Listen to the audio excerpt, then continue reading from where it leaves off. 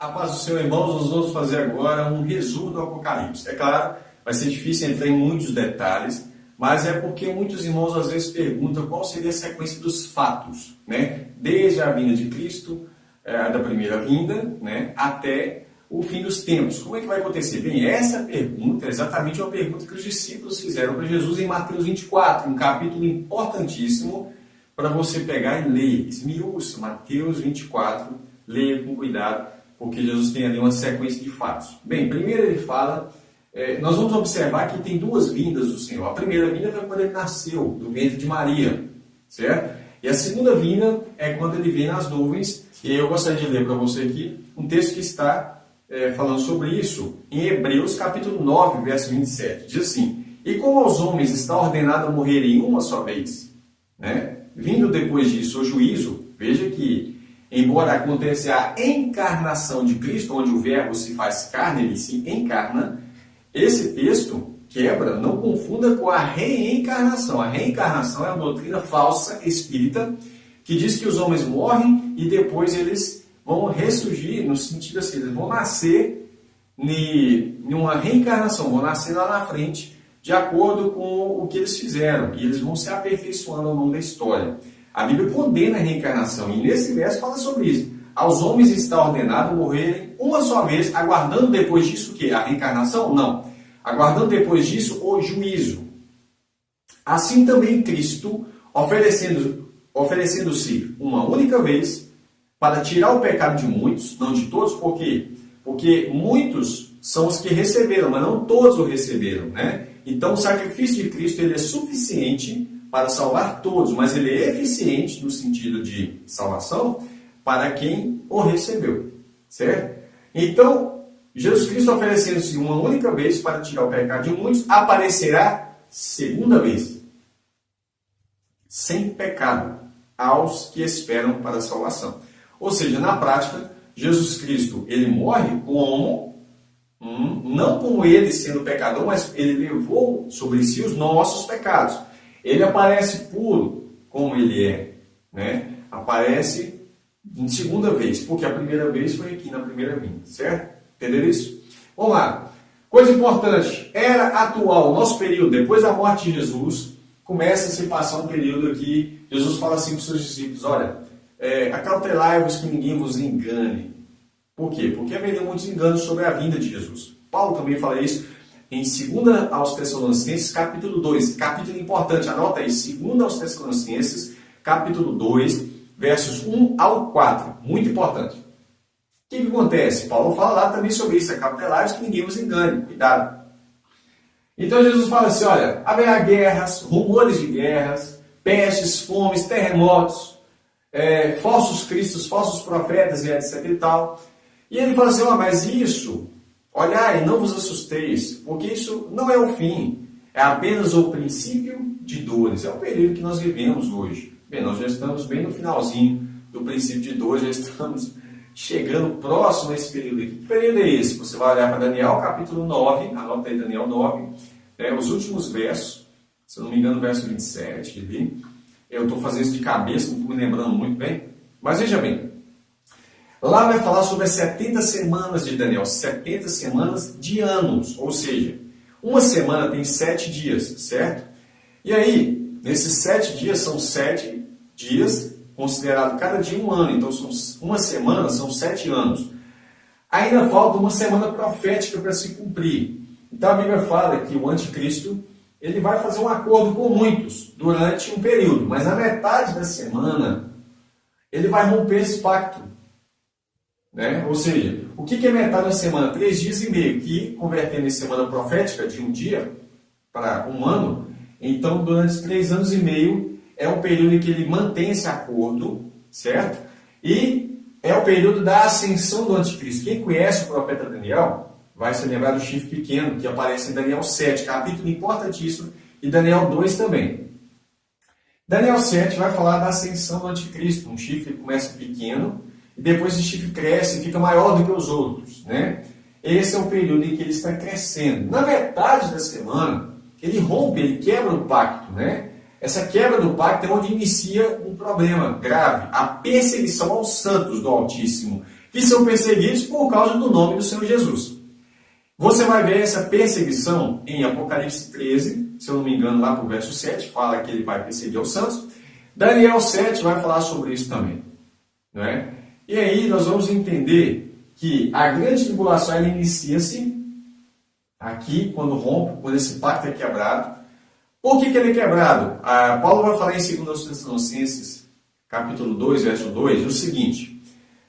Irmãos, quanto à vinda do nosso Senhor Jesus e a nossa reunião com Ele, ou seja, o arrebatamento, a reunião nos ares, ele fala assim, que isso não vai acontecer sem que antes se manifeste, apareça, fique evidente, se manifeste o homem do pecado, o filho da perdição, que é o anticristo, a qual se levanta contra tudo que se chama Deus ou se adora, de modo que se assentará como Deus no templo de Deus, querendo parecer Deus. O anticristo vai querer ser Deus. Então ele vai perseguir todo mundo que adorar a outro Deus, principalmente ao Deus verdadeiro.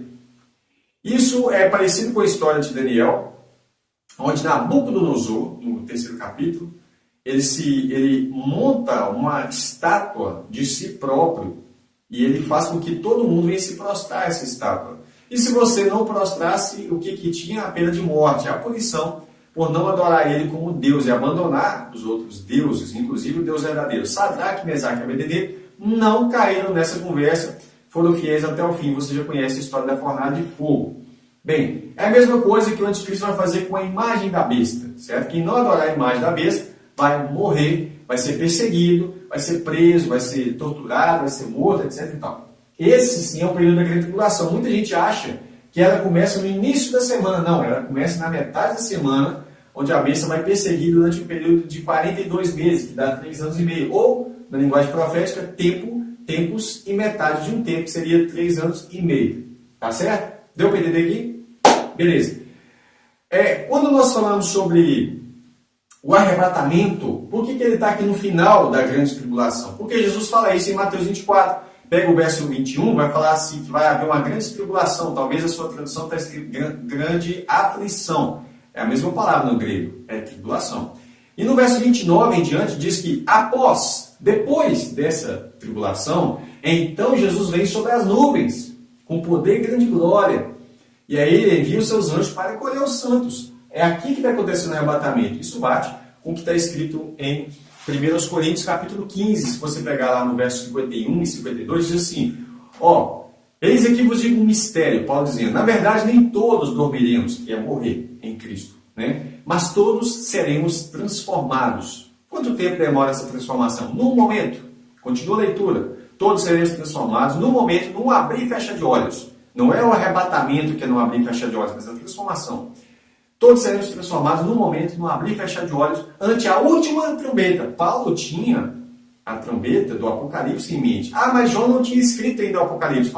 E a revelação de Deus precisava vir por meio do escrito de João para que Paulo compreendesse. Pedro mesmo elogia a sabedoria profunda que Paulo diz, que Paulo tinha. Inclusive, Paulo diz o seguinte, ele conta um evento na segunda pessoa, dizendo que ele conhecia um homem, que era ele mesmo, ele estava falando dele, um homem que ele ouviu coisas de Deus, inclusive coisas tão profundas, que havia algumas coisas que era proibido aos homens ouvirem. Então, Paulo não poderia falar daquilo que ele ouviu. Olha, se Paulo ouviu coisas tão grandiosas, ele não sabia dessa última trombeta, evidentemente que ele está falando da ressurreição, do período da vinda de Cristo.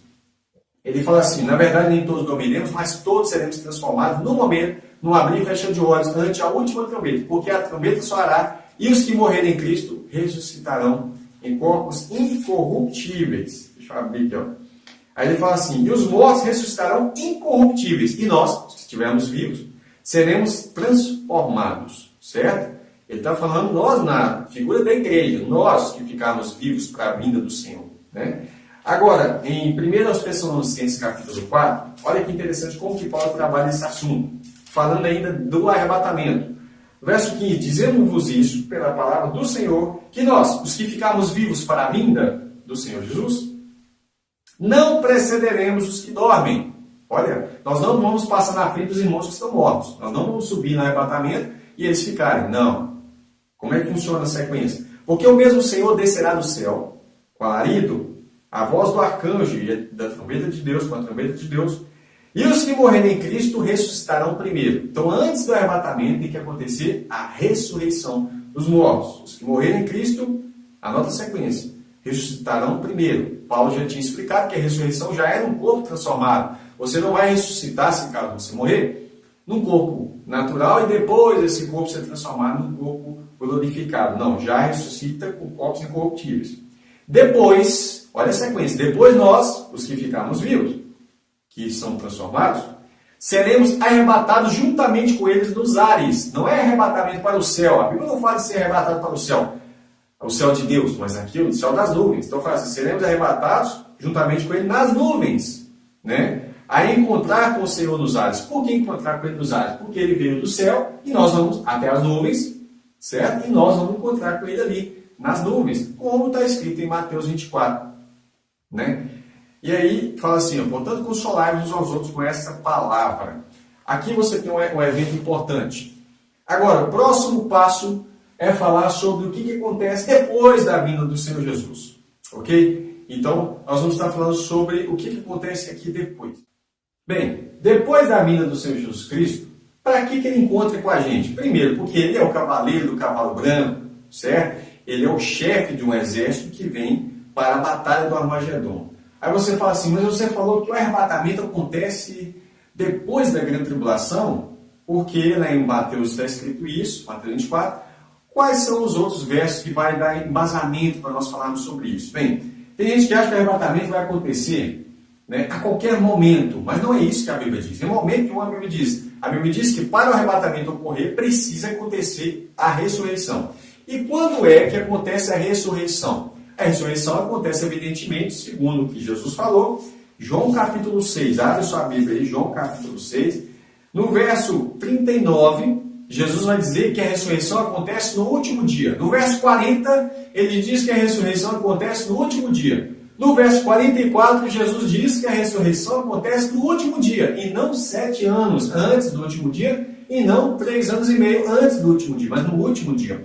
No verso 54, Jesus também diz que acontece em Mateus 6, em João 6, versos 39, 40, verso 44 e 54, Jesus também fala que a ressurreição ocorre no último dia. Marta, irmã de Lázaro, entendeu o ensino. Quando Jesus fala assim, em João 11, verso 23, ele diz o seguinte para Marta, teu irmão há de ressuscitar. Sabe o que ela fala para ele? Ela diz assim, eu sei, Senhor, eu sei que ele há de ressuscitar na ressurreição do último dia. Mas Jesus não estava falando dessa ressurreição, Jesus estava falando que ia ressuscitar ele agora, né, naquele momento. Então, ela entendeu que a ressurreição dos santos ocorre no último dia, como Jesus tinha falado. Então, se a ressurreição ocorre no último dia, ao soar da última trombeta, então nós sabemos que o arrebatamento também precisa acontecer no último dia, ao soar da última trombeta. A última trombeta, como nós já falamos, ela está em Apocalipse capítulo 11. Verso 15. Olha que coisa chique. São 7 trombetas do Apocalipse e essa é a última. Aí você fala, não, o arrebatamento já aconteceu. Se o arrebatamento aconteceu antes, então ele não aconteceu na última trombeta. Porque se tem uma trombeta depois da última, então aquela não foi a última, certo? Essa é a última.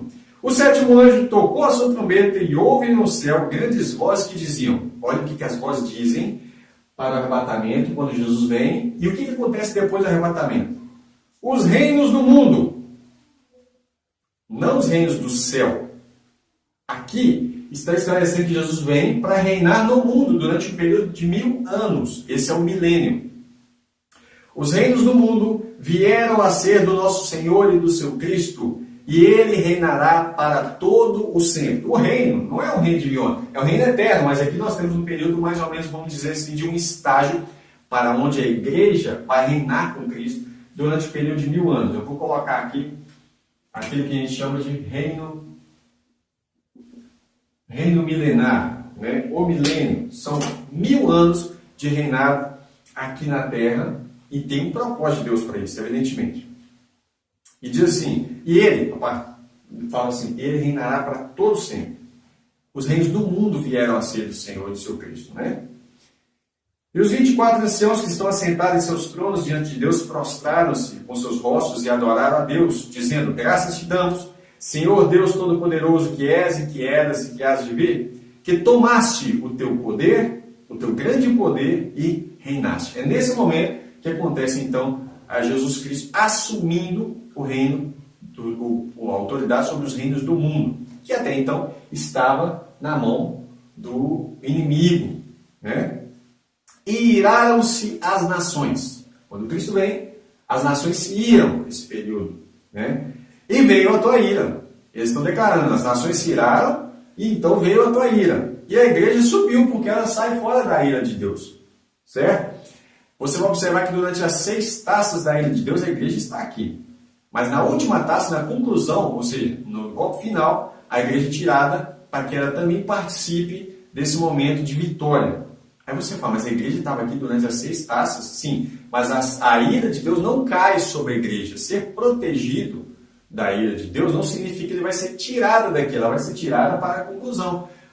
Para lembrar disso, é só você lembrar do período em que o povo de Israel estava no Egito, onde as pragas de Deus aconteciam, porém, a Bíblia diz que havia trevas em todo o Egito, mas no arraial dos hebreus havia luz, estava protegido, né? Todos os filhos primogênitos do Egito morreram, mas os filhos de Israel foram preservados. É o que acontece com a igreja, ela é preservada da ira de Deus, né? Ela nunca cai sobre a igreja, porque a igreja é amada do Senhor. Iraram-se as nações e veio a tua ira, e o tempo dos mortos.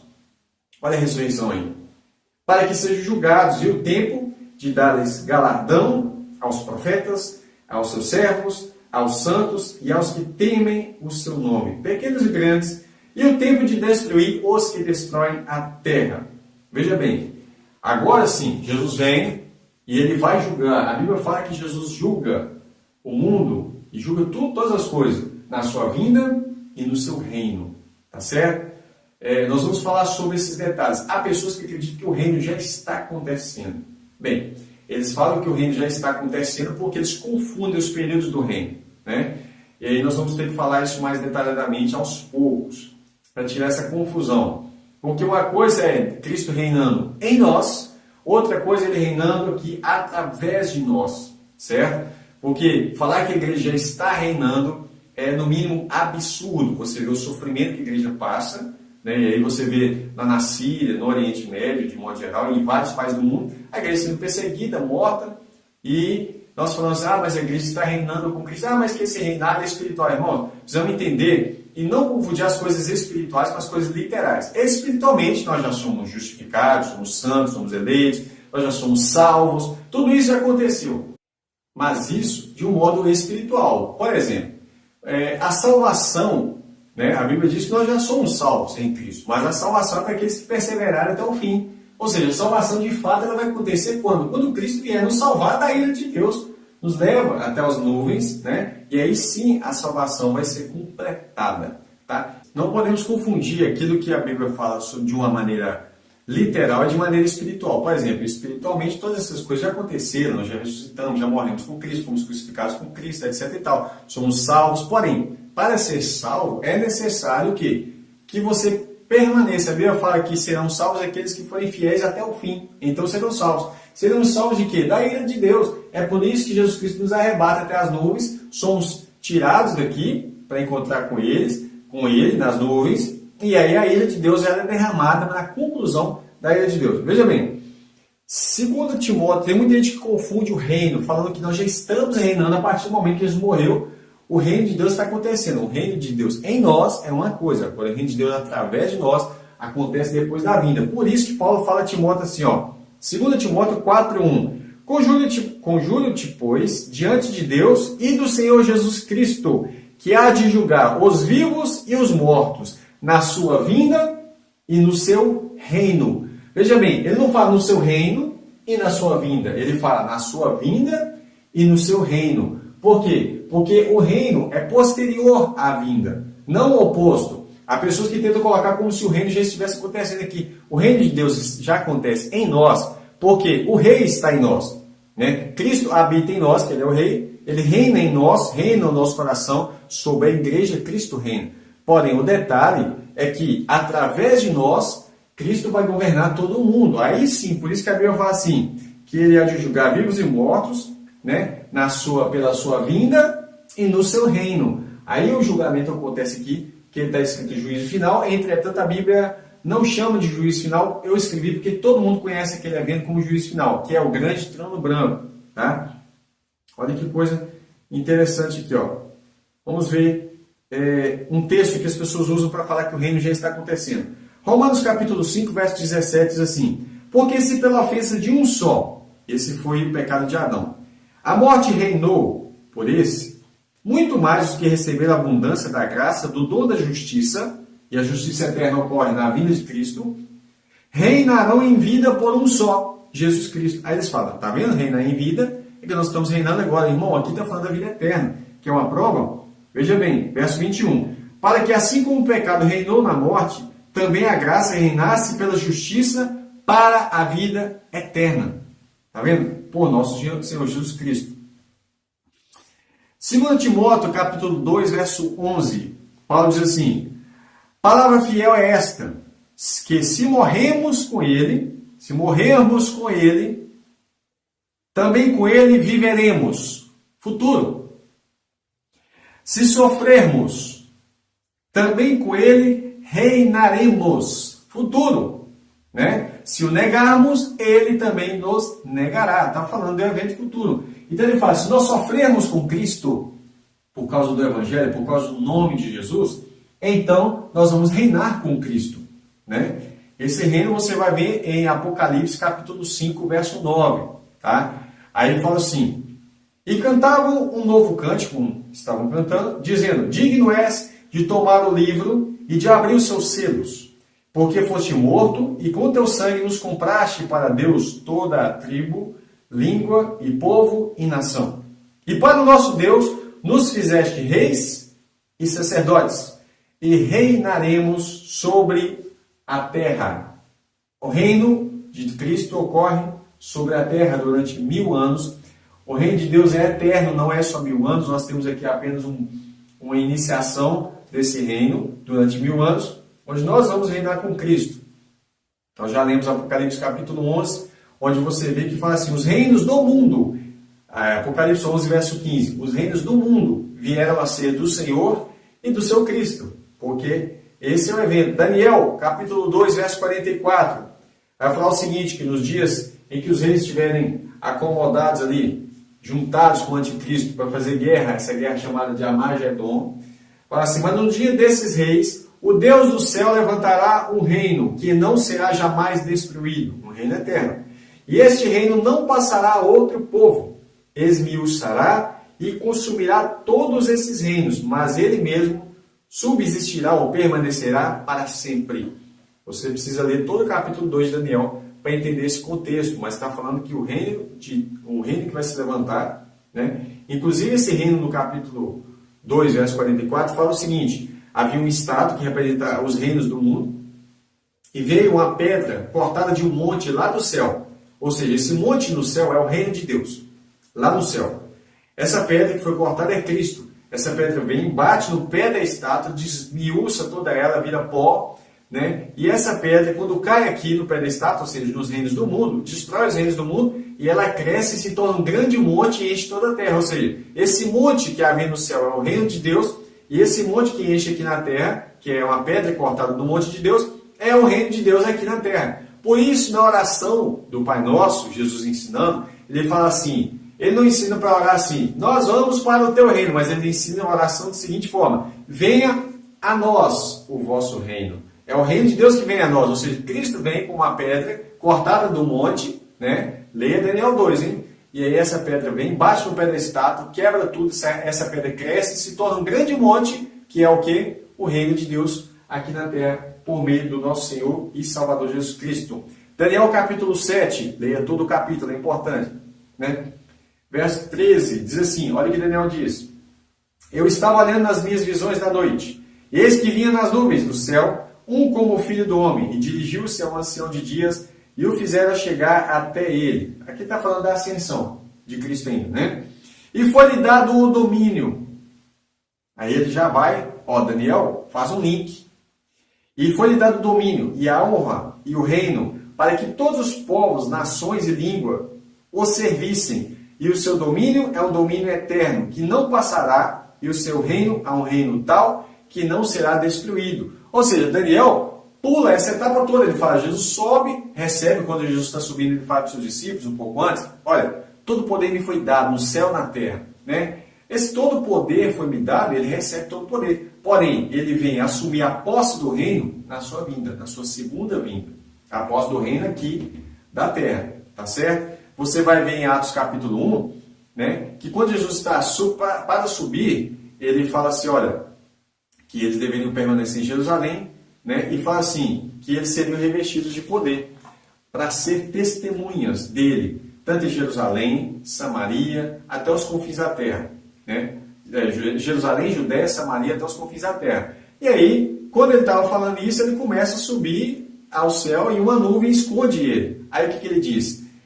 Aí 2 homens aparecem do lado dos discípulos e falam assim, varões, por que vocês estão olhando para cima? Esse Jesus que vocês estão olhando, vendo ele subir ao céu, né, que foi recebido no céu, ele vai vir da maneira com que vocês estão vendo ele hoje. Ou seja, da mesma maneira que ele subiu na nuvem, ele vai voltar na nuvem, da mesma forma que vocês viram. Tá? E aí nós vamos para mais um texto aqui, Daniel capítulo 7, verso 19. Então tive o desejo de conhecer a verdade a respeito do quarto animal, que era falando do último período dos reinos do mundo, que era diferente dos outros, muito terrível, cujos dentes eram de ferro e cujas unhas de bronze devoravam aos pés o que sobrava.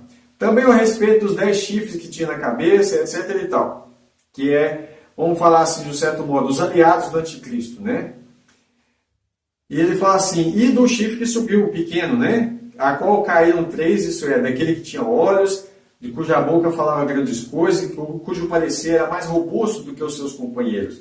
Eu olhava e eis que esse chifre, o chifre pequeno, que é o anticristo, fazia guerra contra os santos. Você vai ver isso em Apocalipse, capítulo 13, verso 7. E prevaleceu contra eles, fazia guerra contra os santos e prevaleceu, venceu. Prevaleceu contra eles, até que veio o ancião de dias e fez justiça aos santos do Altíssimo. E chegou o tempo em que os santos possuíram o reino. Apocalipse 13, 7 diz assim, sobre o anticristo, né? E foi-lhe permitido fazer guerra aos santos e vencê-los. Vencê-los. E deu-se-lhe poder sobre toda tribo, língua e nação. O anticristo, né, perseguindo aqui. Mas nós passamos da etapa importante, né? Sobre o milênio, Apocalipse capítulo 20, verso 4.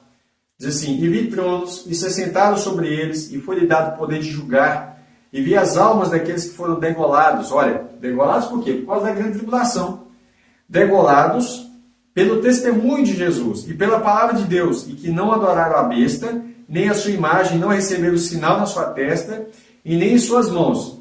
Olha, e viveram a ressurreição depois da perseguição. Está vendo? Porque para haver arrebatamento tem que haver ressurreição.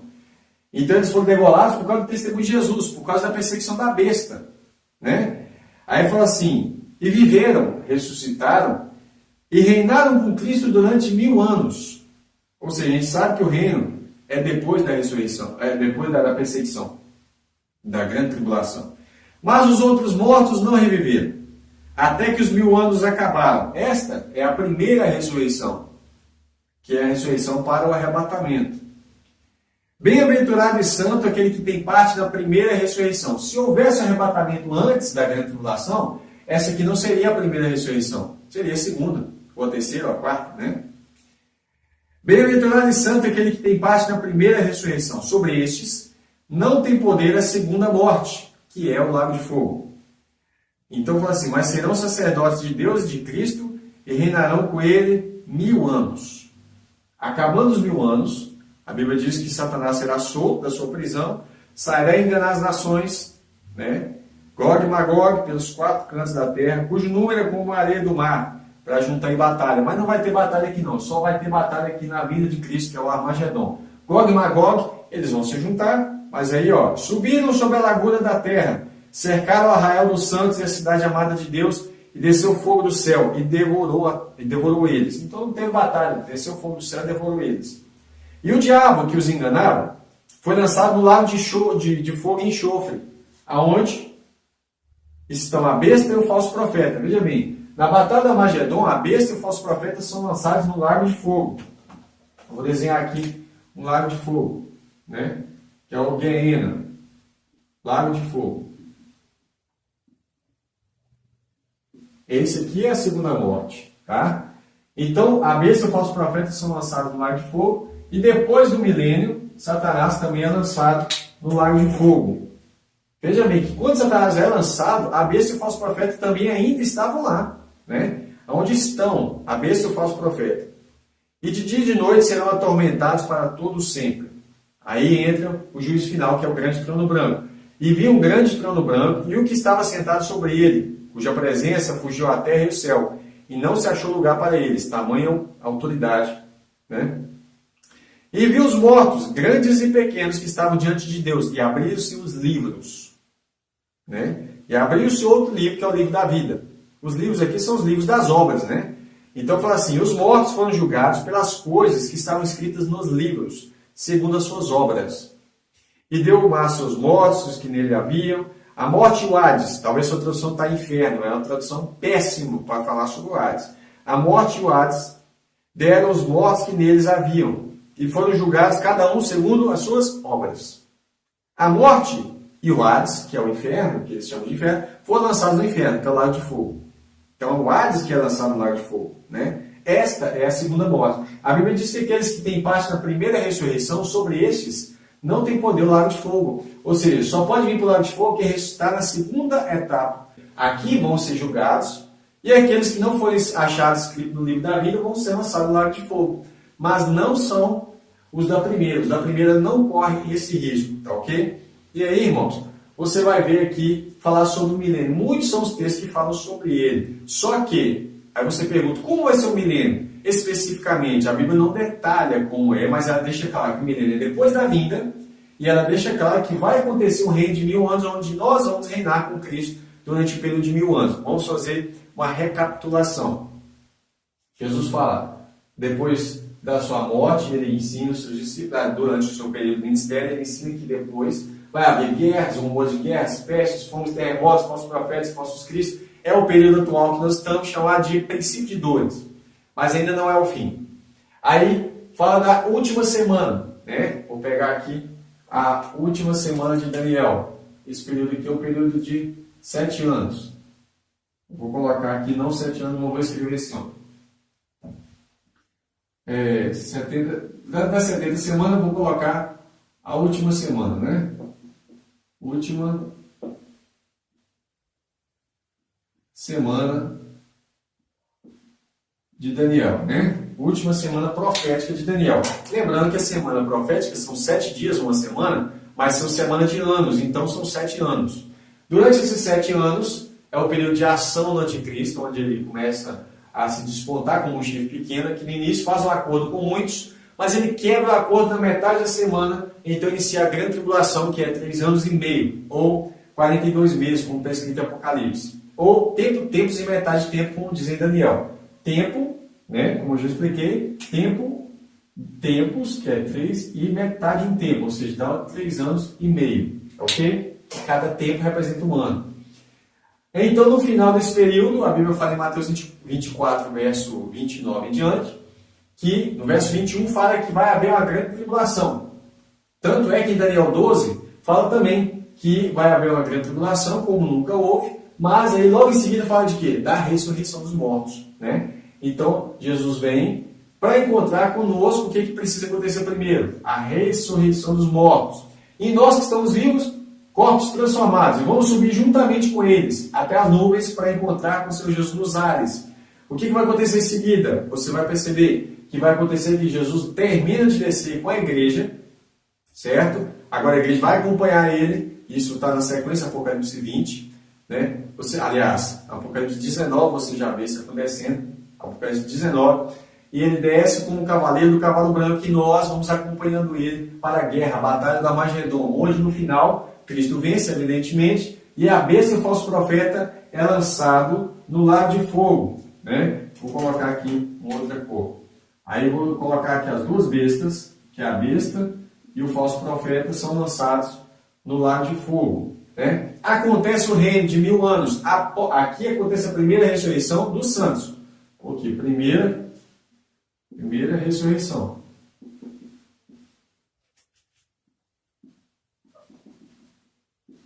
Para o arrebatamento, né? Depois que acontece o milênio, aí vai acontecer a ressurreição, a outra ressurreição. A Bíblia não chama de segunda ressurreição, mas está implícito que é a segunda ressurreição, que é para o juízo, né? Que é para o juízo final, que é para o grande trono branco, onde vão abrir-se os livros, né? Vai abrir os livros, que são os livros das obras. Vou colocar aqui os livros, né? E vai abrir também o livro da vida. Vai abrir os livros da vida. E aquele que não foi encontrado no livro da vida vai ser lançado no lago de fogo. Até a Bíblia fala. E sobre a eternidade? Bem, depois do milênio, a Bíblia não fala muito o que vai acontecer na eternidade. Então nós podemos imaginar, mas nós não temos ainda uma base sólida para poder falar assim, vai ser dessa maneira. Tá ok? Espero que você tenha gostado, que Deus te abençoe e olhe por nós.